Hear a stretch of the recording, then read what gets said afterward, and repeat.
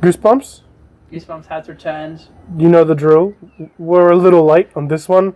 I didn't read this book until the next month. I don't think you did either. No, you'll forgive us. Oh, Goosebumps fatigue is setting in hard. It is. It's not that the books are getting worse. It's just that we're reading so much of them. It kind of is becoming a little same. We've hit the point where we've realised it doesn't get any better. And it's this until the end. Yeah. There's no more surprises. Yeah, the end is in sight, though. It is. We're getting there. We're getting there. What you said just before, it's like this is our 17th month. Yeah. Out of, what is it? It's 30-something? 31. 31. And I want to do a big finale video after that. Yeah, that's fair. Fuck me. Whose idea was it to do this? Mine. So anyway, this month was actually a little bit interesting, having just complained about how samey this is getting. I really liked one of the books this month. I really did not like the other one, which means it'll be an interesting video with any luck. So we read Camp Jellyjam. The original cover is a lot better, and we read Revenge of the Lawn Gnomes. I just call it Gnomes, so I don't know the full title. I think in concept, this cover is better because it is the actual thread of the book. But that's why I don't like it. Yeah? Because it gives it away. Even though it's so obvious, it still gives it away. Okay. I also just prefer a man smiling. Yeah. And that's the cover. We don't get a lot of, like, humans on the cover of Goosebumps. No, not a lot. No. Nah, not really. Like, Golocry Monster's a big one. Golocry Monster. Night into a Tower, I guess. My Harriest Adventure. Yeah. Shit. It sucks because we got the new covers to filter out as well. Count? I don't know, not really, because it's a weird human. It's not normal. Well, My Harriest Adventure is the same. No, but he's like werewolfing. Yeah, he's a dog. Yeah, but you think he's werewolfing. Yeah. What the fuck was that book? Anyway. Yeah. Yeah, are you ready to get into it? Yeah, let's get into it. They know the drill. I think you liked this a lot more than I did. Definitely. I think it's solid. I don't have a lot to complain about. I also don't have a lot where I'm like, wow, guys, it's horror at Camp Jellyjam. It's just it's a solid book. And to be fair, the bar for camp books was set real fucking low with Welcome to Camp Nightmare. I don't want to fucking think about it. Yeah. Yeah. It's good. There's a steady tension throughout the book, and it does get right into it. It's a very interesting start to the book. I don't think we've had something quite like it. Yeah. Where it's just kind of like, here's the plot. Go on. They just get separated from their parents in the dumbest way immediately. Yeah. So getting into it, did you want to talk about how you liked the book so much? I really liked it. I said to Hadley when I first read it over a month ago, I said, I apologize if I like this book too much, because I started imagining it as a Studio Leica movie, like the Coraline studio. Right. So I started imagining that movie animated in the Coraline style. And oh my god, it just worked. Okay. It just worked with how like surreally weird and like childish the whole book is. It does a really good job at the camp aspect. Yeah. This is like a sports camp, and they really sell you on it being a sports camp. And it's so weird as well. Yeah. I think it's knowing that it's a Goosebumps book and knowing that this is meant to be scary is what made me enjoy it more, because it's not scary. It's not scary, but it's weird. Yeah. You have a weird sort of thing where your Goosebumps books need to be scary to be good. Yeah, I'm on that side where it's like, they're kids' books. Yeah. Just give me something fun. You know? I'd like it if I can at least pretend it's scary. Yeah. If I could imagine a kid reading it and going, ooh, ooga booga. But I really like the weird ones as well, where it's just stupid. And that's the best of the stupid ones.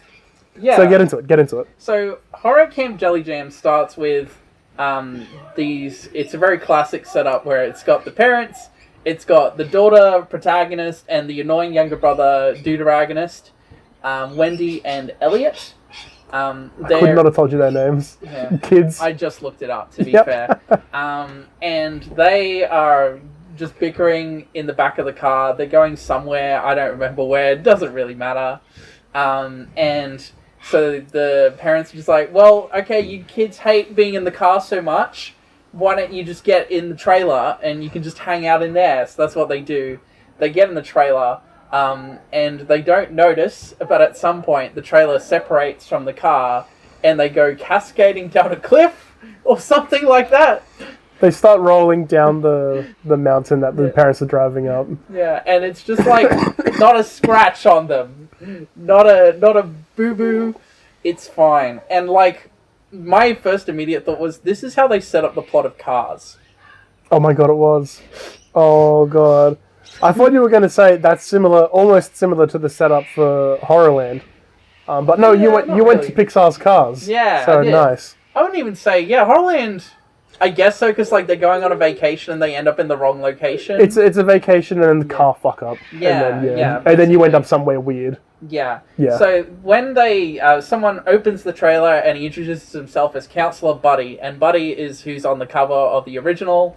He's the man that just won't stop smiling. Even in the books, they sort of describe him as overly nice. He's a very happy man, unbreakable. I would almost describe him as like kind of a Mr. Peanut Butter sort of character, where it's just toxic positivity. He's always got something to smile about. Yeah. It was really easy to read him again in that Leica style, where he's always got the big smile. Yeah. I was thinking, it's not Leica, but I always thought of him kind of like Fantastic Mr. Fox, the Anderson one. That whistle that he does. That, whatever the fuck that is. I haven't watched that movie in like 10 years. You should rewatch it, first of all. Probably. I always imagine him doing that kind of whistle thing at the end of like any sentence. Doesn't matter. Again, just a little detail of me enjoying the book more by adding my own context. Go on. Yeah. So he's a counselor at King Jellyjam sports camp. Yes. And the whole deal is at this sports camp, if you win an event, you get what's called a king coin. And if you get 6 king coins, you get to go on the winner's walk. I love it. It's so weird. I love it. There's this whole ceremony. It's like at the goddamn Olympics, where it's just like, hey, it's the winners. They won 6 king coins, and then they go off to some place. Don't worry about where. They're going somewhere. They're winners. They're winners.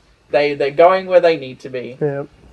So the council is like, okay, we'll go try to call for your parents. In the meantime, why don't you guys just have fun? Just hang out at the camp, participate in some sports. Elliot's into it a lot more than Wendy is. Wendy's worried about her parents, and Elliot's just kind of like, oh, well, I'm the best, Wendy, and I'm winning all of these sports. Elliot's like, king coins for being good? I like that idea a lot. This dude is like, gets a star from a teacher, and he's like, best day of my life. That's it. He's riding that high for the next month. Yeah. So at one point, his Wendy befriends someone, I've forgotten her name, and she wins 6 king coins. So she goes off on the winner's walk, and the next day she's not there anymore. Her friends try to look for her. They ask the counselors, like, oh, she's gone home. Just like that. Definitely nothing sus. Where did she go? Oh, don't pull that cord. I need that cord. The microphone quality is astounding in these videos, Fredo. You cannot disturb it. He just wants little pats. Keep going. Yeah. I don't know. It's just like at a certain point, then Elliot's like getting close to those 6 king coins, and the council's like, Wendy, I get it. You got to start participating in these, man. We can tell. You are forgetting one little part, which probably does not matter. Yeah. But they keep saying only the best. Only the best. So at one point, Wendy participates in swimming, the race, and she can see how much her friend that disappeared really wanted to win. So she fudges it at the end to let her friend win, and then the counselor pulls her aside and she goes, I know that you fudged it, and at this camp, only the best. We only have the best, so you need to try harder. That's why you're in trouble. You're not in trouble because he lost, you're in trouble because he didn't do the best. He could have. Speaking of Spider-Verse, it reminds me of that scene where the teacher's like, hey, you got all the answers wrong. The only way you could have done that is knowing the right answer. It's exactly like that, but a little weird. Yeah. So, I've lost where I was going with that. So suck shit. Yeah, fuck you. So Wendy is playing softball and she hits the ball into Buddy, and Buddy's just like, oh well. It gets him like right square in the gut. He's, what? Whoops. You could not. He's like an English guard. You can't break them. No, not at all. No. And then eventually Elliot does get like the 6 king coins, and he's like, Elliot, do not go on the winner's walk. My friend didn't come back, and he's like, no, I'm the best, Wendy. I got the 6 king coins. You're gonna let me go on the winner's walk. And then she follows them, and you forgot about the little girl. There's a little girl? There's a little girl that she sees once, and she's like, "No, he's not. You need to get out of here right now. It's real weird." Do I even need to bring that up? There's like one of those characters in all of these There fucking is, books. but she's about to come back into it. Yeah. How does she come back into it? She's with everyone else. Okay. That's literally it. Okay. So not important. No. So she follows the counselors to this cabin where Buddy is like hypnotizing all of the other counselors. And then Wendy sneezes, catching the attention of the other counselors. So she runs away and she finds a cave. In the cave, she finds all of the people that went on the Winner's Walk, and they're basically slaves to this giant purple goo monster, and they gotta clean him and everything.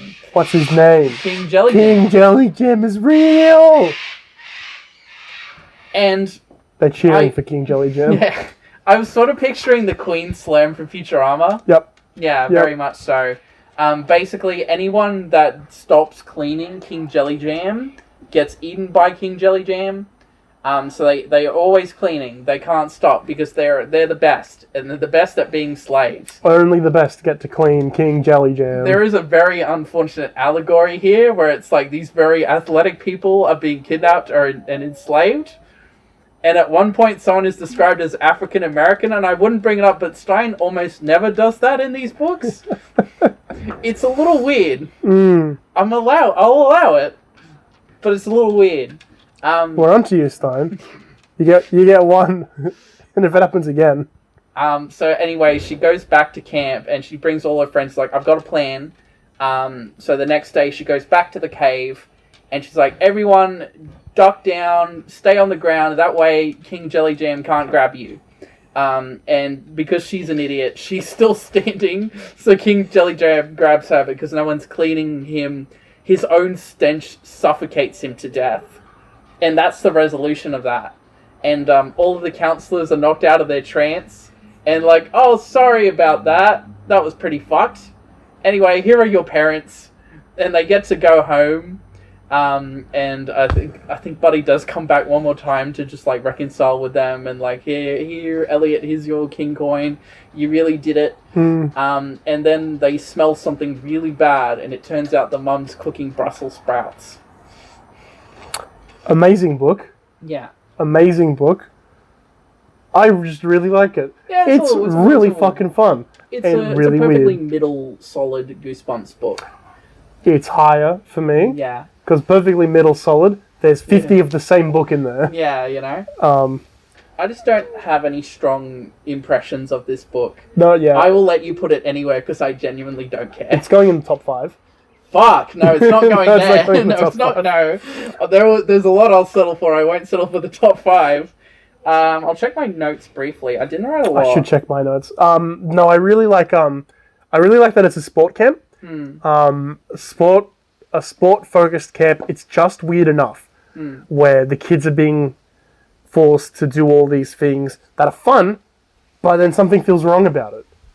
I thought that was really interesting. Not that it's like a very like hard thing to write or anything. I just found it really fucking fun in a way that most of these books aren't. I've got a really dumb cliffhanger ending to read for you. So, Buddy's confronted Wendy, and it starts. How long had he been standing there? Why did he look so unhappy? His grim expression gave me a chill. As I turned to him, he stepped forward. His blue eyes stared hard into mine. I'm sorry, Wendy, the counselor said softly, but you have to go. Next chapter. Excuse me, I gaped at him, my mouth dropped open. You have to go find a sport. My very first note is South Park Canadian jump scare. I think that's Buddy. Okay. Buddy, yeah, Buddy. Hey, Buddy. Not your buddy. Yeah. Then my very last note is Brussels sprouts jump scare. My only other note that is worth looking at is Chapter 17 gave me Camp Nightmare PTSD flashbacks. I could not tell you what happens in Chapter 719. Thank you.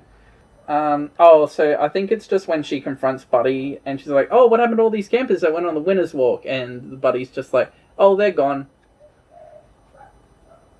Yeah, because the friends in Camp Nightmare were just disappearing as well, weren't they? Yeah. Very, very similar setup. Much better execution. Yes. I think it comes down to that climax. Like, Jellyjam does have, like, the satisfying payoff that you don't get remotely in Camp Nightmare. Fuck no. No. It commits to being a stupid book. Yeah. It just says, yeah, there's a giant fucking jelly. He's the king. King Jellyjam. Speaking of King Jellyjam, not explained in the book itself, but we actually get an origin story for him in the back. I did not read that stuff. Yeah. I didn't read it. I read this like a year or so ago, and I remember reading the origin that time, so I'm bringing it up again now. A careless camper left a cup of gelatin deep in a cave that was contaminated with radiation and slimy snails. King Jellyjam was born out of this strange mix of ingredients, and children everywhere were given another reason not to litter. Basically, like any supervillain origin story with jelly. Let's talk about the TV adaptation. I really like the TV adaptation. What I especially liked, how they did the King Jellyjam set. It was really, really ambitious of them to just have like a giant... They didn't make it. I think just King Jellyjam was maybe too much of an ask for them. But I swear they've done crazy as shit. Monster Blood. But then they stopped after the first one because they couldn't be bothered with the sequels. Even like Horrorland, surely, was harder just on sets and costumes. Well, the set for Horrorland was just a park that they decorated a bit. Yeah, but even then, they probably spent more money building all of that stuff than they would have making one Jellyjam. Yeah. What do I know? Depends on, I don't know. What I would sort of picture, I guess in like, you wouldn't be able to do like a long shot of Jellyjam. You would have to like... It'd be a bunch of close-ups. Yeah, so you would have like a separate set where it's the kids like standing next to a pile of sludge that you don't see the end of, and you'll occasionally see the face, and it's probably just some miniature that's completely ripped from the context of that set.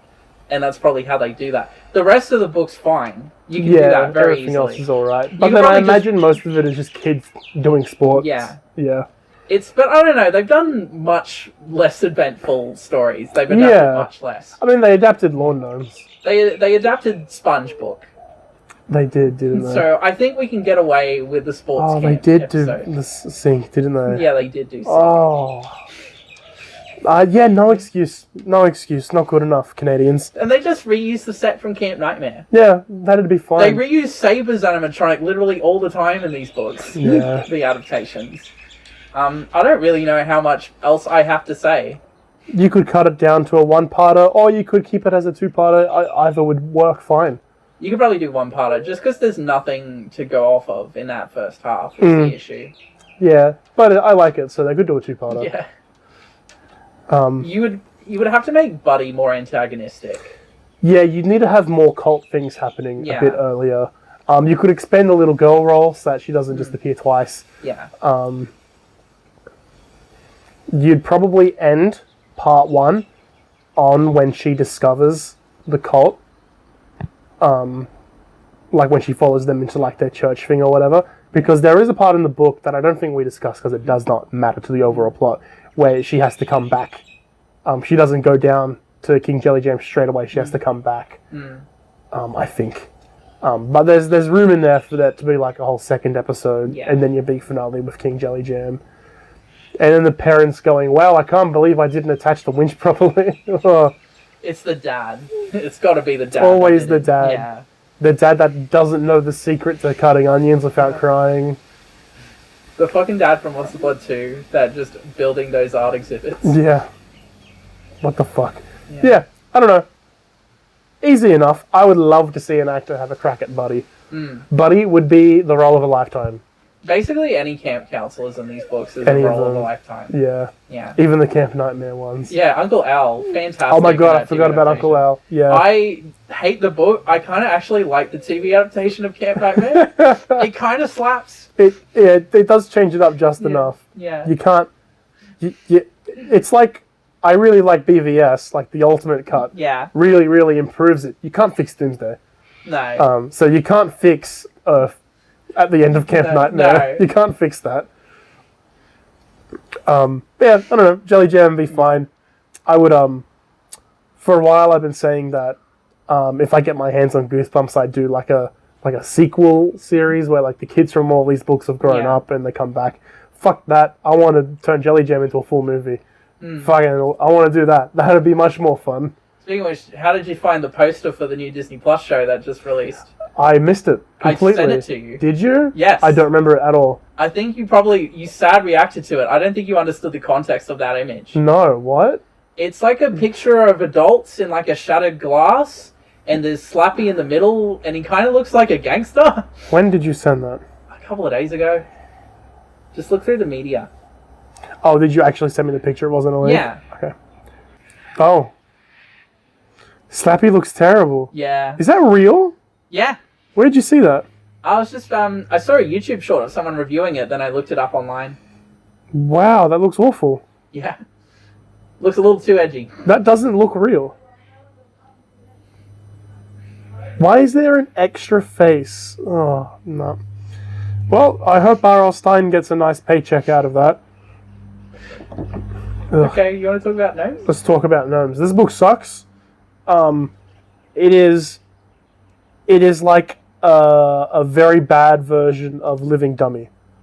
Yes. The whole first half is just Living Dummy. I don't know. Are gnomes scary? No. I feel like making garden gnomes a threat in a Goosebumps book is easy. It's so stupid, it just kind of works. It sounds like a Goosebumps book. Like that anthropomorphized, inanimate object coming to life, it's the perfect premise for a Goosebumps book. Yeah, it'd be impressive if he hadn't done it 2 times already. Yeah. So yeah, you have gnomes. Do you dislike it as much as I do? Oh, I really... both of these books I don't have a strong opinion on. I definitely prefer this one over that one. It's not good. I'm not going to say I hated it. I don't know. Yeah, it's just whatever. I've started reading this one. We had to push this filming back because I tried reading this. I got through 7 chapters and I actually fell asleep. And I had to say to Hadley, I can't finish this fucking book in time. I need an extra day to be able to sit down and read it. What were we talking about? We were talking about the gnomes and how, you fucking hated it. If I ever see a gnome, I'll punch it in the face. No. I don't think there's much to say. Yeah. So, I finished this book 2 days ago, so let's see if I remember it. What's the main kid's name? His name is Joe. His sister's name is Mindy. The dog's name is Buster. Is that not the name of the dog from Monster Blood? No, that's Trigger. Trigger. I swear we've had a Buster before. Buster is Toy Story. Yeah. Is it Buster in Toy Story? I think it is. His best friend's name is Moose.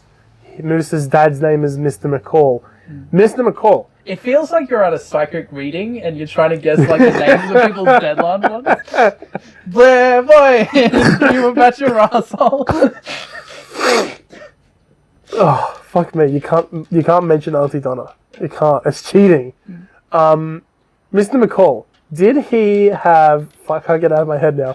Did he have another relationship with the kids that was mentioned once? You're not going to have any idea because you read this a month ago. I think it's just that the dog keeps running in his garden. I could have sworn he was one of their teachers or something at high school, or maybe, or a counselor or something. Okay. It really doesn't matter. Yeah. So Joe is a kid. He loves his dog Buster. Buster keeps getting into the garden of the neighbor's house, Mr. McCall. So Mr. McCall has a little friendly rivalry with Joe's dad over their gardens. So last year, Joe's dad won the blue ribbon for the best garden. He grew big fuck off tomatoes. And Mr. McCall this year is like, no, I'm winning. I'm going to have the best one. And he's growing, I think they're casabas. I have no idea what that is. I think I got that right. I don't know if I'm pronouncing it right though. He's growing some melons that should be impossible to grow in the area that he lives in. And that's why he's doing it.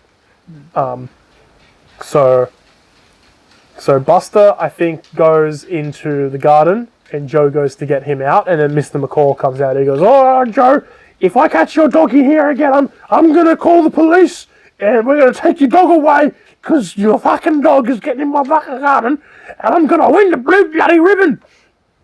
And then Joe's like, "Whoa, take it easy, Mr. McCall. I'll get my dog out of here, man." And that's kind of just your setup. And then the dad comes out and de-escalates it with Mr. McCall. And Mindy comes out, and she's the annoying older sister for a change. Moose comes out. Moose is the worst. Fuck Moose. Such an annoying character. He's just there to be like the funny fat kid. So that's your setup for all of that. You're welcome. They go to the store. So Joe's dad says, let's go to the store. We're going to pick out some stuff for the garden. And they walk, because the store is so close, they walk up the hill to get to the store that's run by an old lady. And when they're in the store, Joe's dad picks out 2 garden gnomes. And they take them home and they put them in the front garden. And he names them Chip, Hap, and Hap. So fucking stupid. One's really happy and the other one's got a chip. Hilarious.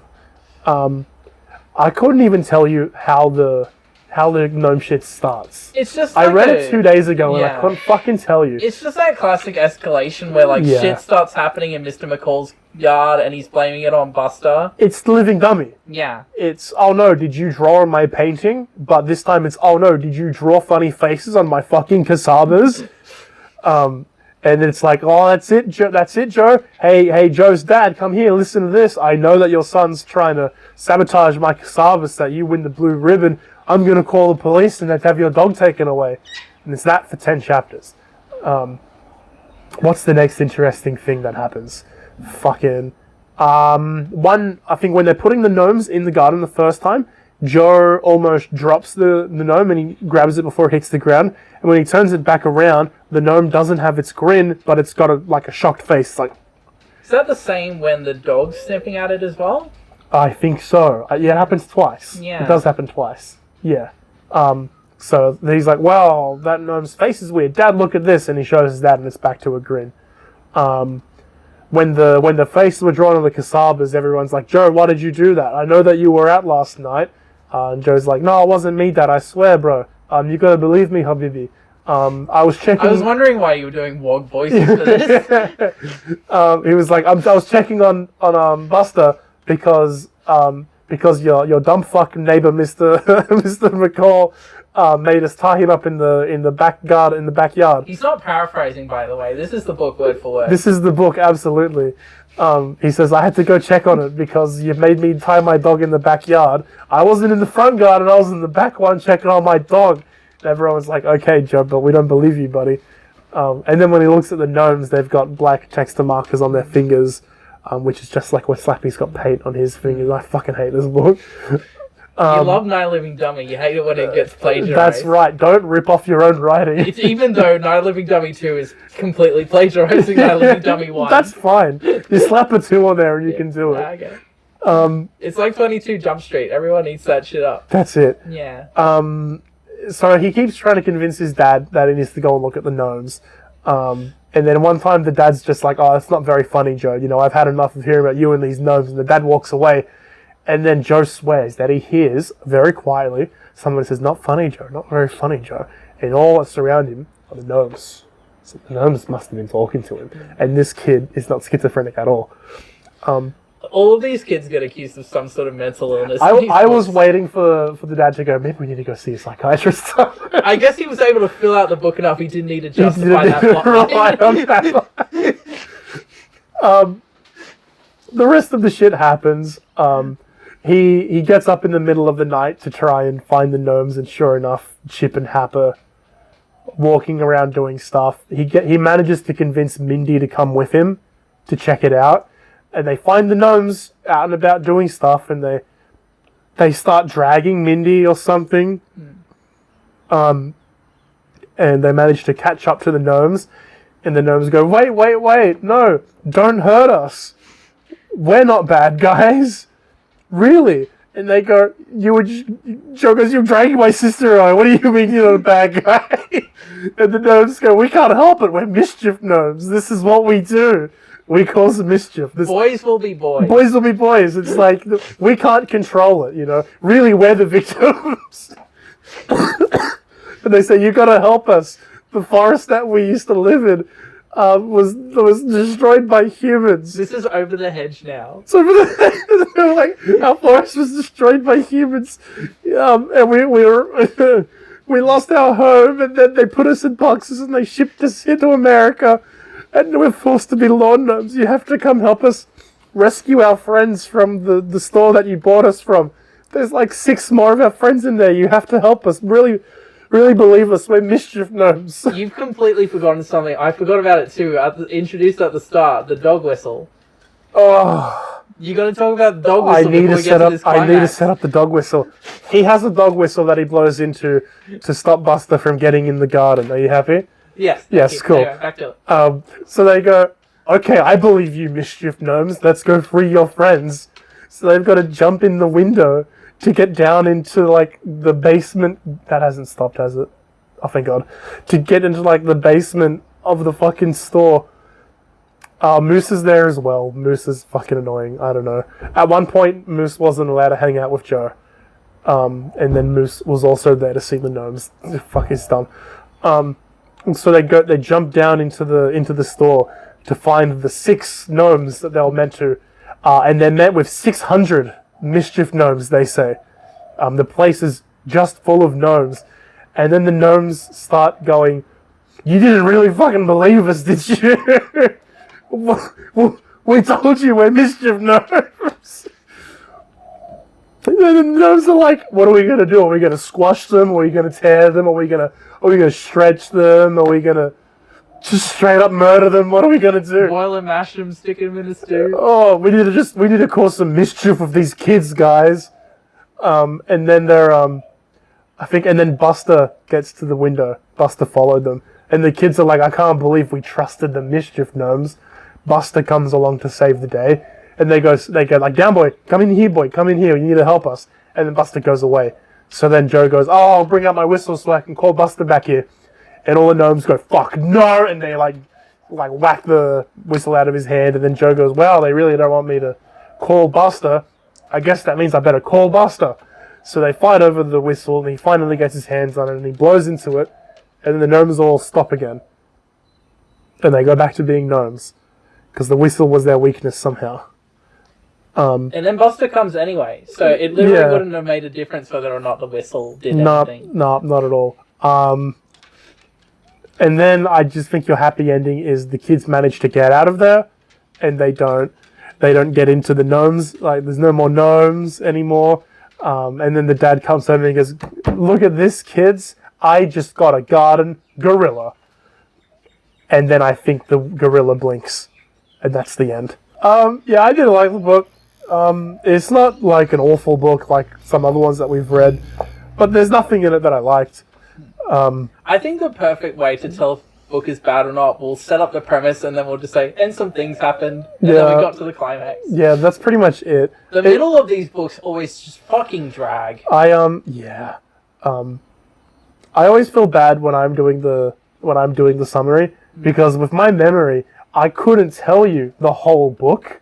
I remember like the important parts, but I couldn't tell you the middle. But it doesn't help. Nothing happens in the middle of these fucking books. Yeah. Like Gnomes, most of it is just like, "Oh, are the gnomes real? Fuck, I don't know. I don't know. See you in 10 chapters. Yeah, I don't know. Do you have anything to say about this one? I'll check my notes. Consult the notes. I know I actually took a filthy amount of notes for this one. One of the first things we get as a description from Mindy is that she arranges all of her books in alphabetical order by author, which is what I do. Yeah, that's not weird at all. No. I was reading that and I was like, why wouldn't you? I remember they do a description of the garden and it's like completely accurate to the cover they do for the original book. That's pretty epic. Yeah. I've got 2 notes that I think are worthwhile. One of them is I said I was waiting for Moose to take a shit so I can say Moose Deuce. And my last one is Goosebumps quotes that changed my life. I guess everything deserves to be free, even lawn gnomes. I didn't write that. That feels right. On near the end of the book, when the main character's sneaking around the garden, they get trapped by a garden hose and they think it's a snake, which literally happens in The Ghost Next Door. Yep. Really? Really? Yeah, there's a trick to cutting onions without crying. I wrote Joe was just Candace from Phineas and Ferb. I wish I'd seen enough Phineas and Ferb to warrant an input. Well, the whole thing is that Candace is trying to write Phineas and Ferb's like various escapades to her mum, but whenever the mum comes in, their plans just stop for whatever contrived reason. That's most of these books. Yeah. Why is Harry Potter at the back of this book? Why did I write that? It might be an ad for Harry Potter. Yeah. The Harry Potter series by J.K. Rowling. Gnomes are magical creatures that infest the gardens of visiting households like a pesky groundhog with a lot more attitude and a lot more ugly. J.K. Rowling's gnomes look like potatoes with legs. They're not very smart, but luckily they're not very mean either. To get rid of a garden gnome, you should grab the pest, swing it around until it gets very dizzy, and toss it out of the yard. Crookshanks, Hermione's cat, likes to chase these little creatures around the Weasley's garden. I don't remember gnomes in those books at all. I don't think they're important. It's vaguely... I think I vaguely remember something from one of the games. I played Chamber of Secrets a lot. Me too. I never finished it because my disc got corrupted. I did. The basilisk fight was actually pretty fun. I'm so sad I couldn't get to it. Yeah. Locomotor Mortis. The only good part of Harry Potter is that game. That's it. I don't know. Like, shit book. Yeah. TV time? I don't have anything else to say about the book. I'm pretty keen to talk about TV adaptation though. TV time? This is a perfect example of why the book quality does not line up with the TV adaptation quality always. Perfect example. It doesn't adapt the book. It kind of takes the very basic premise of like the neighbor-dad rivalry and just makes that the whole book. It just does its own thing. They read the first like 2 chapters and went, cool, I get it. And then wrote their own episode. It's the neighbor character, they give so much. They do so much to him. He's just completely different and he's perfect.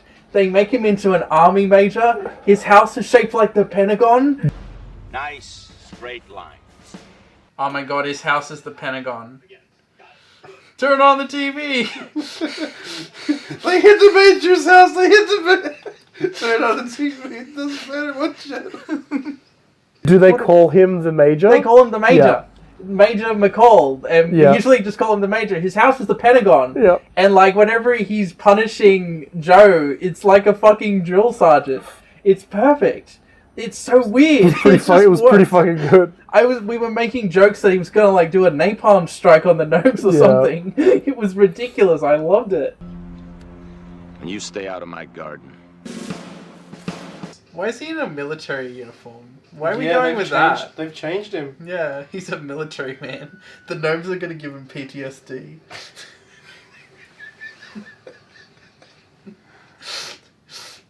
This is nothing like Nam. This is a whole new kind of walls. They're in the goddamn walls. Hey, Dad, that maniac just took my baseball. He's not a maniac. He's got PTSD. You just try coming in my yard again. I'll be waiting next time, son. Yes, sir. You can bet that. I'll be waiting for you like I waited for Charlie back in Nam. Charlie never got the jump on me. I once had to lay perfectly still. Wildlife would come and bite me. I never made a sound. I'd quote the soldier monologue if I knew any of it. And from that day forward, whenever 2 of any animal were together in one place, it was called a zoo! Unless it's a farm. Mindy, wake up! What are you doing in my room? That was quick. She sleeps with one eye open, just like in Nam. We were making like Vietnam jokes like they're in the war. And we had a lot of fun with it. Yeah. And that's why I'm like, Goosebumps, these books, definitely running me down the TV adaptation. So TV adaptation's you just fine. Don't know what you're going to get. Yeah, you look at, you said it earlier, but Sync as well was just like so different.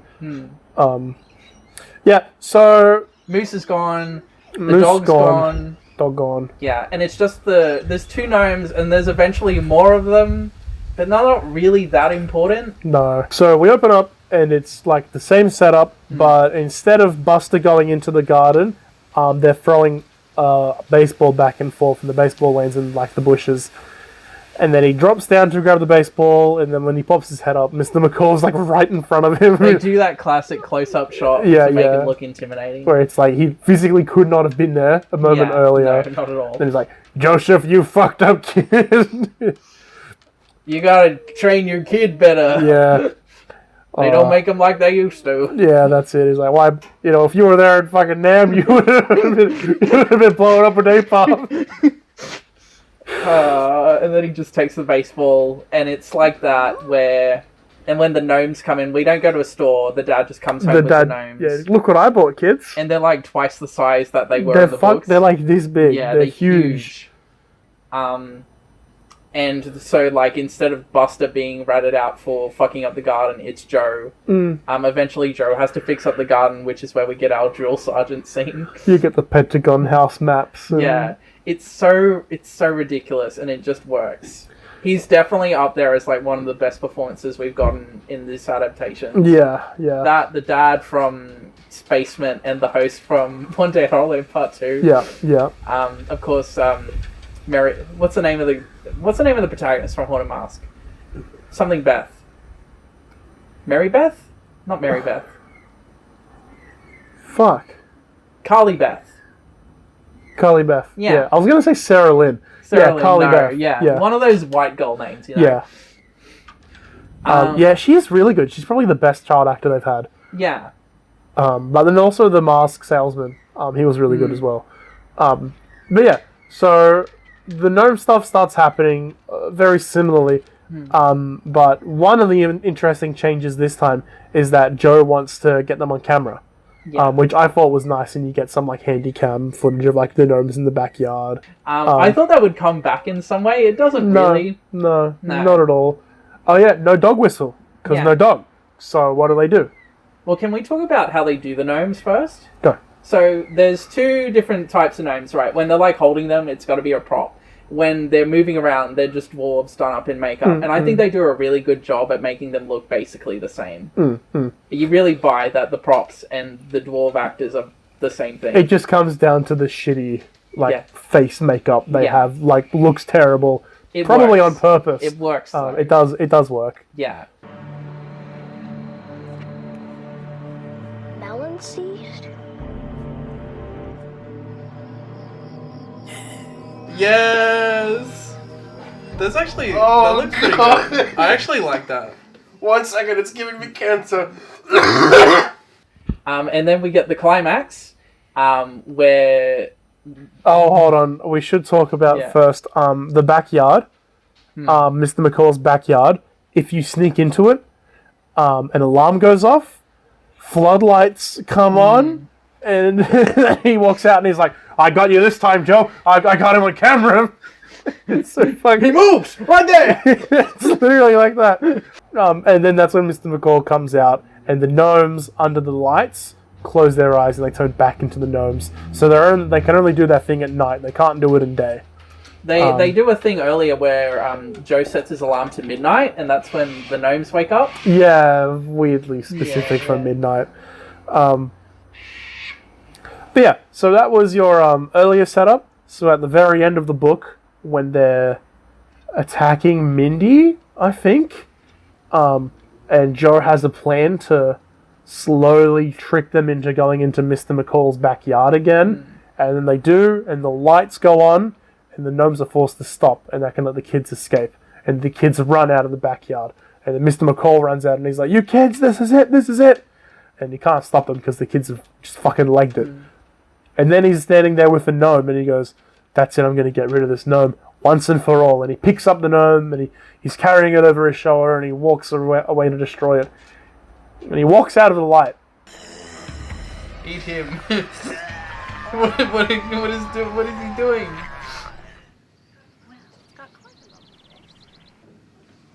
Oh my god, he was infected with lawn gnome. Really? Oh, I don't want that. And at that point, I was like, oh no. Oh no. I knew exactly what was happening. I was like, no fucking way. We were not prepared. We knew what would happen. We were not prepared. So the next day, it's the best gardens in America, whatever competition, and all the judges are in Joe's dad's backyard. They've got sashes that say judge on them.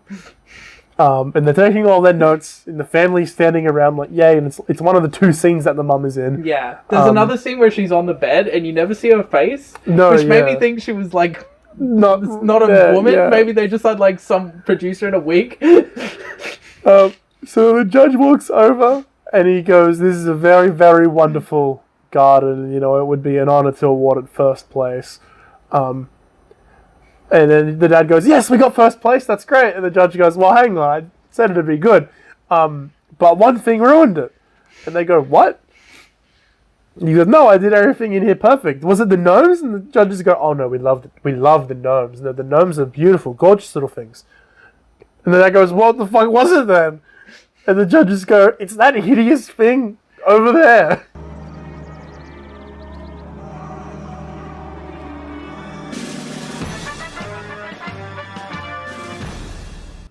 Okay. Oh my god. Okay. That was something.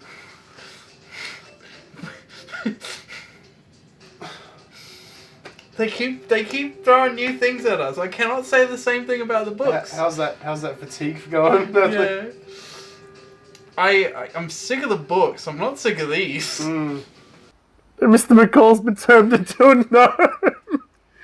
And you've got like a horrified Mr. McCall gnome. And they play this like military tune as they cut to the credits. But it happens so quick as well. Yeah. Like they had 2 seconds to show the gnome before they were out of airtime.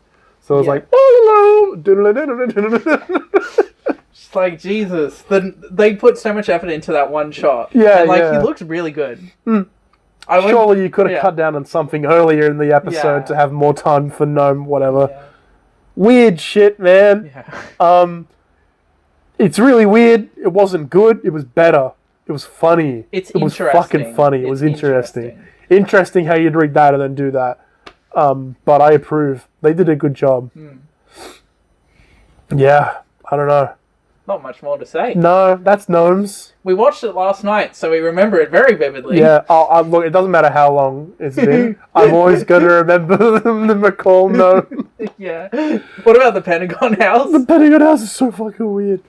This is one of those ones where it's like, yeah, we'll be talking about this for a while. Yeah. It's like the Horrorland Part 2, where I'm like, we can sit here and explain it. But you can watch it for yourself. You won't understand unless you watch it. Yeah. But hopefully you get enough clips. Yeah. And then you don't have to track down an episode of Goosebumps. I guess let's rank them, and then I get to go home and not think about Goosebumps for a month. Oh, well... I'm not allowed to not... No. We need to read them. We gotta rush through next month. Yeah, we do. Cut it out, Joe. Quit throwing it so hard. Come on, throw it right. She looks like Junie from Spy Kids, except he went through HRT, I guess. What? You see it. Don't tell me you don't see it. Yep, that worked out well. Okay, so we want to knock off Return of the Mummy today. It has been on for far too long. When Hadley was pulling this out, like an hour ago, she goes, "Why the fuck is Return of the Mummy still there?" So that one's gone. Where would we put Jellyjam? I'm gonna let you decide. Where would you put Jellyjam? Where would I put Jellyjam? Where would you put Jellyjam? I'd put it above Be Careful What You Wish For.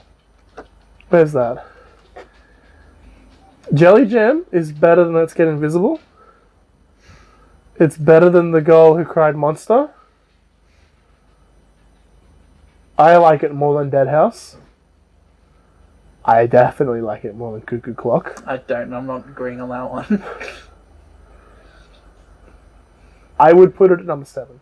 I would put it above Dummy 2. I was not impressed by Dummy 2 that much. Okay. I don't know, but that's where you put it. Dummy 2... As a sign of good faith, we can put it below Cuckoo Clock. Because I really like Cuckoo Clock. Just for the fact it's such a creative premise, and you get right into it. I will concede. Okay, I will concede. Alright.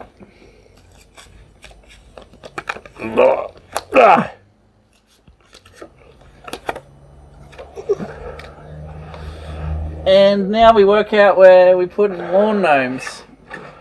I don't think Gnomes goes on the board. No, it doesn't. No, it definitely doesn't. Okay, we've got You Can't Scare Me. I think it's worse than You Can't Scare Me. Yes. Attack of the Mutant? Worse, I don't know. It's worse than Mutant. Deep Trouble? It's worse than Deep Trouble. Monster Blood 3? What's below Monster Blood 3? Say Cheese and Die. I think it's better than Say Cheese and Die, for sure. Oh, I think it's actually worse than Say Cheese and Die. Jesus. Well, below that is Piano Lessons Can Be Murder. It's better than Piano Lessons. Let's put it there then. We'll put it there. Yeah. And give me Return of the Mummy. You were better than the first one. You weren't that much better. And put it in the bin. The bin is behind I there. gotta do the money shot, of course. Yep, here. Goodbye. Yay! Now, Jared, you actually know what we're talking about next month. Yes, I'm very excited. Yeah. We get to read A Shocker on Shock Street, which was my favorite Goosebumps book growing up. It's a fantastic premise. It I is really like. Fucking loony. Yeah. I love it. I love when we do like locations that like you wouldn't picture in a Goosebumps book. Like I love the Terror Tower stuff, and I love like Horrorland as well. And you get a movie set. So strange. You can do a lot with that. A concept that R.L. Stine returns to with his incredible run on Man-Thing. Oh, fuck. So we're reading that one, and we're also reading Haunted Mask 2. So next month's going to be very interesting. Actually, this month is going to be very, very interesting. Haunted Mask 2, I'm not expecting to be anything. It's going to be a very good to talk about. It's at the a very least. high bar. It doesn't matter how bad it is, because it's going to be interesting to discuss either way. Yeah. Hopefully it is at least okay. Yeah. As long as... It'd be funny to have both of them on the board. Yeah, that'd be a nice change. Yeah. We haven't had that since Cuckoo Clock of Doom and Terror Tower. What do you mean? Well, they were both from the same month. They both made it to the I board. meant both in the same series. Yeah. And I was going to say, buddy! Yeah. True. I'd be surprised if Dummy Free doesn't make it on the board as well. Yeah, I feel like they're safe. Yeah, they're very safe. Just do the same shit. Yeah. Or put it on the board. But they work. Yeah. Anyway, see you sometime later this month, hopefully. Yeah. Don't hold us to it, though.